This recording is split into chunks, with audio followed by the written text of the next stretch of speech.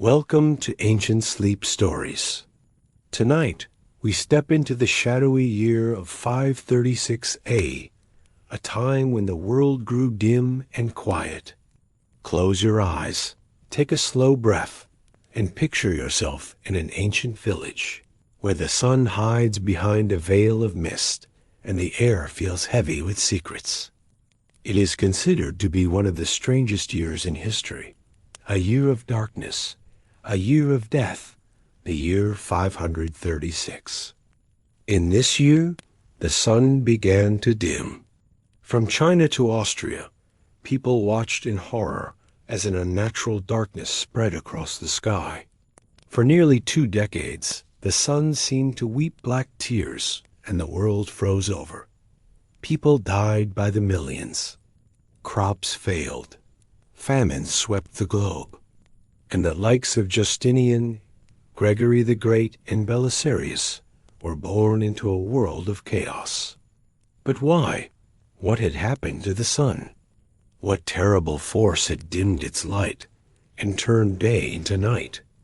If you're enjoying this episode, then stay tuned for more videos about the history of our universe. Well, at least the part of it that we can remember. It's me. This is the past. Today, we are traveling back to the year 536. So what exactly happened in 536? The first records of the darkening skies come from May of 536, when Chinese astronomers noted that a mysterious cloud had been blocking the sun for days. In fact, it was so dark that they could see stars during the day. Many cultures would come to note the same thing over the next few years. Gregory of Tours, a bishop from France, wrote that when he was a child, he could see the milk of the stars at midday. In other words, he too could see stars in the daytime sky. The Roman statesman Priscus, who was an ambassador to the Persians, also recalled the phenomenon, saying that during his journey to Constantinople in 536, it was so cold that the sun seemed to have lost all its strength. Similar accounts can be found in documents from Armenia, Greece, Ireland, England, and even Japan, which all describe a sun without any warmth, a sun that refused to shine. But these accounts are only half the story, because there was more to 536 than just a dimming sun. These ancient people also described something else. They described snowstorms in the middle of summer, storms that buried vineyards under many feet of snow and allowed peasants to pick ripe grapes in winter. There were also frosts every night and unseasonable freezes that killed off crops and livestock. In the summer of 538, the heat was so intense that it withered up the grass and trees and caused the Nile River to run backwards. In the spring of 537, a blizzard so thick covered the roads between Rome and Naples that travelers had to wait 5 whole days for it to pass.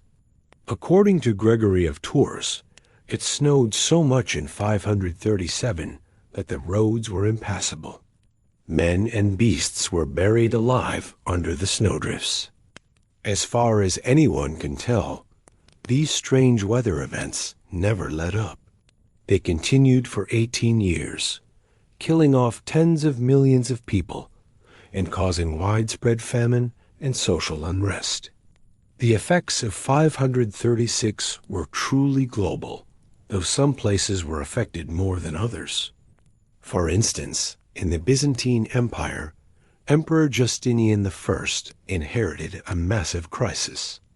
When he came to power in 527, grain prices had already begun to skyrocket. By 540, the price of wheat had tripled. Within a few years, it would increase tenfold. In China, the population plummeted from 60 million to just 45 million. And the Northern Wei dynasty fell apart because it was unable to feed its people. Over in Europe, the cold and wet weather led to a decline in temperatures for nearly 200 years. But it wasn't just people that suffered. Entire species went extinct. Take the Greenland shark, for example. It survived ice ages, but it was hunted to extinction in 536. With all that said, though, it was still nothing compared to what was to come. You see, 536 also marked the beginning of the plague of Justinian, one of the deadliest plagues in human history. The plague arrived in the Byzantine Empire in the port city of Antioch. At first, it seemed like your standard disease. People got a fever, weakness, pain in their limbs, and a rash around their groin. Then they died. Victims died within a week of coming down with the illness. And soon entire ships were dying. Of plague, historians believe that rats were most likely the culprits, though the bacteria itself was Vibrio, cholerae. Either way, within a few years, the plague would kill 50 million people, nearly half of the entire population of the Eastern Roman Empire. In fact, it's thought that the plague may have actually been the real cause of the darkening skies. See, according to researchers at Penn State University, climate models show us that the Black Sea was most likely home to a superbloom of phytoplankton in 536. These microscopic plants absorb sunlight, which would explain the dimming. And they grow when there's an abundance of nutrients and nitrates in the water. And what just so happens to have a lot of nitrates? Dead bodies. Okay, maybe I was wrong. Maybe 536 was worse. But if that's the case, then how did this superbloom happen? According to researchers, melting ice in the Black Sea released nitrates from dead bodies that had been frozen in the ice. This created a perfect condition for a phytoplankton explosion, which produced sulfur dioxide gas. Sulfur dioxide then rose into the atmosphere and blocked out the sun. This would also explain the extreme weather conditions across the world. Of course, the researchers aren't 100% sure about any of this.